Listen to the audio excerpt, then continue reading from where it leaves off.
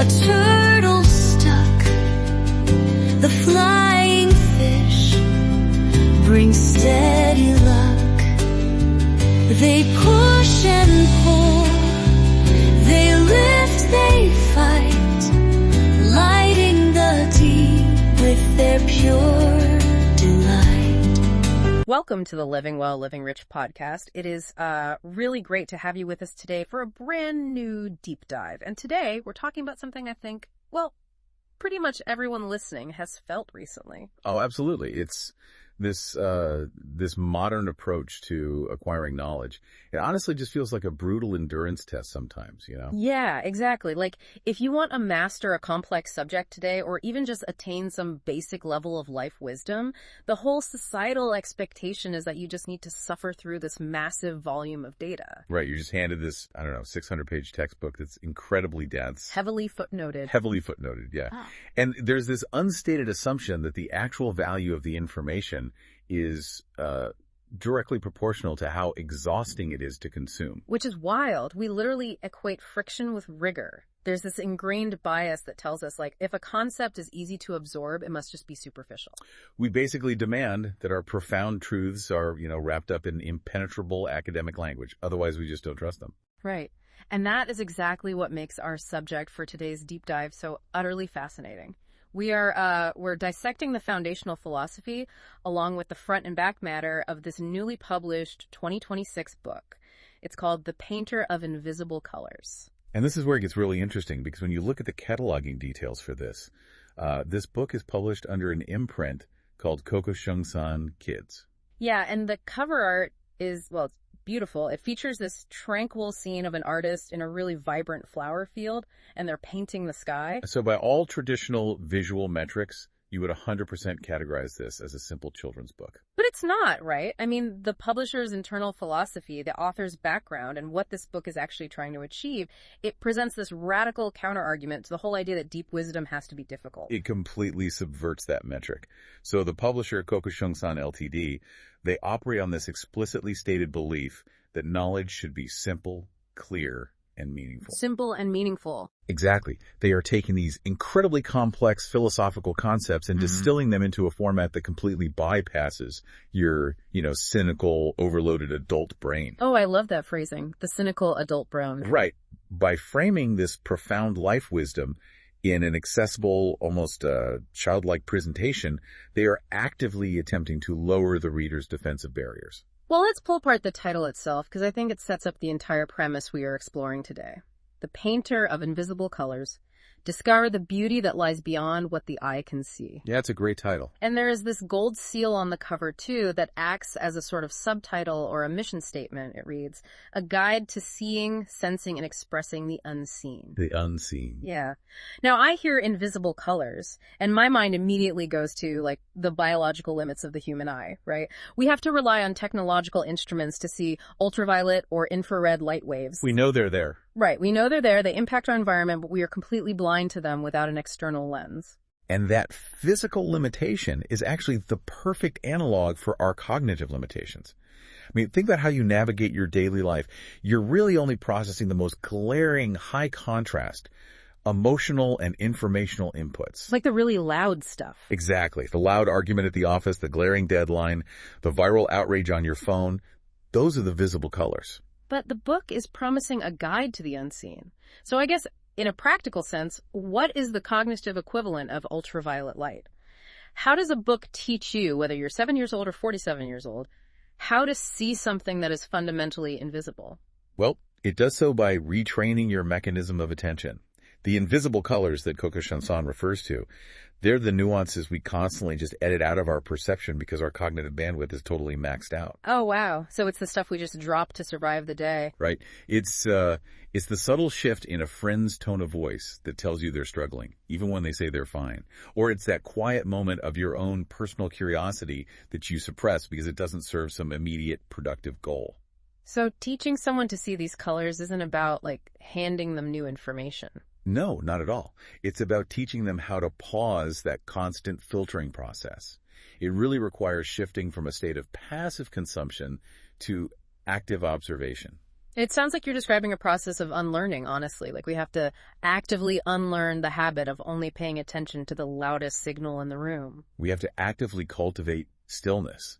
I mean, the publisher's documentation suggests that small ideas, if they are understood clearly, can create lasting change. But you literally cannot understand a small idea if you are drowning in a sea of massive, chaotic ideas. You have to isolate the variable. And that philosophy, that idea of isolating the essential variable, it brings us directly to the architect behind this whole methodology. The author of the book and the founder of this global digital education publisher, Kokoshungsan Ltd., is Dr. Shu Chen Hou. Yes, and her background is fascinating. It really is. She holds a PhD from the University of Bristol in the UK. So we are talking about the absolute highest level of rigorous Western academic training here. Very high friction, very high rigor. Exactly. Yet the foundational inspiration for this global publishing brand does not come from a university in the UK. The contrast is striking, honestly. The organizational ethos is actually rooted in a traditional Taiwanese family business. The documentation pays specific tribute to Dr. Hou's parents, Mr. Hu Shusan and Mrs. Peng Kai-feng. And they ran a pharmacy, right? They did. The text cites their work at the Yongsheng Herbal Pharmacy, which is a long-established herbal shop in Taiwan, as the true guiding spirit of the publishing house. I kept getting stuck on this specific detail when reading through the materials. Like a traditional Taiwanese herbal pharmacy and a 2026 global digital education publisher, they seem conceptually miles apart. On the surface, yeah, they totally do. But then when you actually look at the mechanics of both professions, this incredible parallel starts to emerge. Think about it. An herbalist doesn't just hand you a random handful of bark and leaves. They're diagnosticians. That's a great point. They really have to read the situation. Right. They look at a complex system, the human body, they identify exactly where it is out of balance, and then they meticulously curate a very specific combination of elements. They balance the active ingredients, managing the dosage, so it actually heals rather than overwhelms the system. Which is exactly what we were just talking about with information overload. Yes. So are we basically looking at a publisher who is applying the exact methodology of an apothecary, but they're using curated knowledge to treat an overwhelmed mind? The translation of that methodology is so precise. I mean, just consider the core values Dr. Hu credits to her parents at the Yongsheng Herbal Pharmacy. She lists a care, integrity, and a deep respect for learning. How does that translate practically, though? Well, in a traditional pharmacy, care means actually understanding the specific needs of the patient before you dispense anything. Integrity means using unadulterated ingredients and trusting the ancestral knowledge of how those ingredients interact. So when Dr. Hu takes those same values into the digital publishing space, the ingredients become ideas. And the modern patient is basically suffering from information toxicity. Exactly that. The digital landscape is just bombarding us with raw, unfiltered data all day long. So Dr. Hou is acting as the master herbalist here. She oversees the editorial direction to maintain this really consistent focus on clarity. She's extracting the active healing compound. Yes, she's extracting that compound from dense philosophical concepts, these are the invisible colors, and she's discarding all that unnecessary academic filler that would just cause mental indigestion. So the final product, a book like The Painter of Invisible Colors, is the precisely measured dosage. It's presented simply, maybe even playfully, making sure it can be easily absorbed and utilized by you, the reader. It's brilliant. And it elevates the ambition of the publisher far beyond just, moving units of a book. Kokoshungsan Ltd. operates under this incredibly ambitious motto, knowledge changes destiny. Education changes the world. That is a massive systemic goal. It really is. And they detail a list of specific priorities to achieve this. They state they are committed to supporting curiosity, awareness, and lifelong growth. But then they list 3 very specific, very modern applications for this: accessible learning, media literacy, and character education. Okay, so those final 3 are basically the real-world application of the life wisdom. Because curiosity and awareness, those are internal states, right? But media literacy and character education, those dictate how you interact with external systems. That's exactly how the materials frame it. I do need to challenge this connection a little bit, though. I am holding this concept for a beautiful, seemingly gentle book about an artist painting invisible colors in a flower field. The leap from that poetic imagery to teaching media literacy and character education feels incredibly vast. It seems like a stretch at first glance, I agree. Right. Like, how does sensing the unseen translate into navigating the ethical minefield of the modern internet? Well, think about what media literacy actually is at its absolute core. It is the ability to read the subtext. It's the skill of looking at a piece of media, whether that's a news article, a sponsored video, or a political advertisement, and seeing the hidden motivations, the implicit biases, the unstated goals of the creator. Oh, I see. Those hidden motivations are the invisible colors. Precisely. They are the invisible colors of the digital world. So if you train a mind, especially your young mind, to constantly look beyond what is immediately visible on the surface of a story, you are giving them the fundamental tool of media literacy. The mechanism makes so much sense now. You aren't teaching them the dry mechanics of an algorithm. You are training their perception. Because if they can spot the emotional nuance in a painted sky, they can spot the manipulative phrasing in a news headline. The analytical muscle is exactly the same. In fact, the publisher's philosophy explicitly states this. It says, stories help us understand one another and imagine new possibilities. They understand that whoever controls the narrative controls the perception of reality. So by teaching readers to be active participants... Right, active participants in how they perceive stories, to look for the invisible colors rather than just accepting the primary colors handed to them, it's immunizing them against passive consumption. And that ties directly into character education, doesn't it? Because character isn't just following a list of rules. It's the ability to navigate the gray areas of life, to see the unseen consequences of our actions. So Kokoshungsan is arguing that ethical participation in the modern world actually requires this heightened level of perception. It absolutely demands it. You cannot act with integrity if you cannot perceive the full context of a situation. The values of Mr. Hu and Mrs. Peng, that deep care and integrity from the herbal pharmacy, are quite literally being coded into the next generation through this specific type of storytelling. Which brings us to a highly complex, very modern tension embedded in the actual production of this book. We have spent this entire deep dive establishing the deeply human, ancestral, tactile roots of Kokoshungsan's philosophy. The careful curation, yes. Right, the human touch at the apothecary. Yet when you turn to the legal and copyright notices of the painter of invisible colors, there is a very prominent section titled AI-Assisted Creation Disclosure. Which is a necessary and increasingly common reality in 2026 publishing. Common, sure, yes. But we need to look at what they are actually disclosing here. They state that their works may be created with the assistance of artificial intelligence tools for ideation, drafting, editing, translation support, illustration generation, or production workflows. That covers a lot of ground. It's an incredibly comprehensive list. It touches almost every phase of creation, so I have to push back hard on this. How can you claim a lineage of meticulous, traditional human care from a Taiwanese pharmacy while simultaneously using generative AI to draft text and generate illustrations? It feels contradictory. It really does. Yeah. Doesn't outsourcing the creation to a statistical algorithm completely hollow out the soul of a book that's all about human perception? The friction you're feeling is definitely the defining debate of modern creative industries.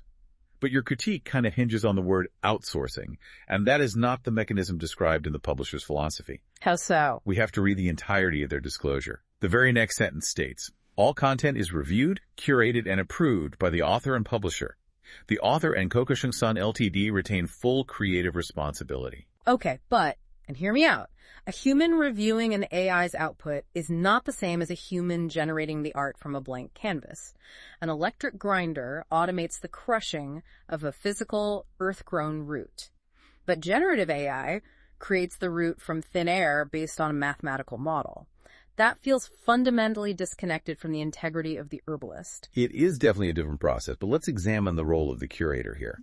An AI model can generate 10,000 variations of a flower field in a matter of seconds. It can translate a phrase into 50 languages instantly. Or at that scale. But the AI has no life experience. It has absolutely no understanding of invisible colors. It possesses zero intent. It is simply a machine that produces noise. So where does the human fit in? The human author, Dr. Hou, carrying the rigorous academic standards of a PhD and the inherited values of her parents, she must sift through that massive volume of generated noise to find the one specific image, the one precise phrasing that aligns with the healing intent of the book. Ah, so the curation is the art. The selection is where the integrity lies. The AI is simply providing a broader palette. Without Dr. Hou's intent, without the guiding values of the Yongsheng Herbal Pharmacy, the AI output is completely meaningless. The human remains the final gatekeeper of meaning. That makes sense. The AI provides the scale. Exactly. It allows a small, independent publisher to translate their work, create stunning visuals, and reach a global audience. But the human provides the soul. That distinction between generating options and assigning meaning is crucial. And the fact that Kokoshungsan includes this AI disclosure so prominently actually reinforces their stated value of integrity, doesn't it? How do you mean? Well, they're modeling the very media literacy they aim to teach. They are saying to the reader, here are the tools we use to construct this narrative. We are hiding nothing, but we take full responsibility for the final message. That is a great observation. Transparency is the ultimate defense against the manipulation we discussed earlier. They're basically inviting you, the reader, to look at the process, to see the unseen mechanics of modern publishing, and then judge the final product based on its clarity and meaning. We started today by looking at what appeared to be a simple children's book. But unpacking the painter of invisible colors reveals a really robust blueprint for how to survive and thrive in an age of information overload. Dr. Shu Chen Hou has managed to synthesize the rigorous intellect of her academic background with the profound, empathetic care of her family's traditional pharmacy. She has built a bridge between the analog wisdom of the past and the digital reality of the present. By diagnosing our cultural exhaustion and prescribing simple, clear knowledge, Kokoshungsan is providing a truly vital service right now. They're proving that profound ideas do not need to be punishing to consume. If you are looking for an antidote to the endless, noisy scrolling of the modern internet, we highly recommend exploring the work coming out of Kokoshungsan Ltd. You can engage with their entire philosophy, explore their catalog, and experience this accessible life wisdom for yourself by visiting their website directly. It's definitely worth checking out. You can find them at kokoshungsan.net. That is KOKOSHUNGSAN.net. Additionally, when you engage with their published materials, whether you grab the physical or digital formats, you'll find QR codes integrated into the back matter. And these aren't just, links to storefronts. Right, they're actually useful. Very useful. They are entry points into a broader ecosystem of learning resources. They expand on the concepts of character education and media literacy in ways that really respect your time and attention. It is a deliberate architecture designed to elevate your perception completely on your own terms. Well, as we wrap up this deep dive, we want to leave you with a challenge. Something that brings the philosophy of the Yongsheng Herbal Pharmacy and the painter of invisible colors directly into your reality. We have spent our time today discussing the profound impact of noticing what is hidden in plain sight. So we challenge you to apply this to your immediate environment today. What should they look for? What is one invisible color in your daily routine? Maybe it's a recurring subtext in a meeting at work, or an unspoken need from a family member, or even just a quiet, persistent curiosity of your own that you have been ignoring because it doesn't demand your attention with a neon sign. The unseen things. Exactly. What happens when you finally stop to look at it?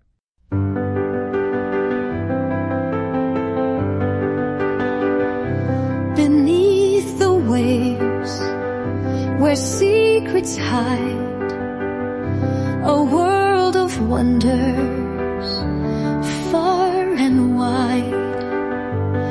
Fish with wings that touch the sky, gliding through the blue, they soar so high. They gather friends from every nook, from coral caves to the bubbling brook. Together strong, they form a line through glowing reefs where magic shines. The fantastic flying fish, they glide underwater dreams, on currents they ride.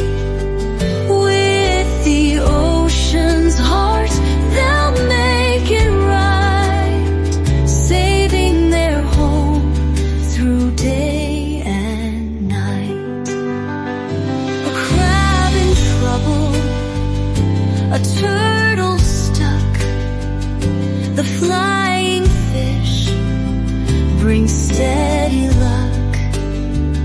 They push and pull, they lift, they fight, lighting the deep with their pure delight. Jelly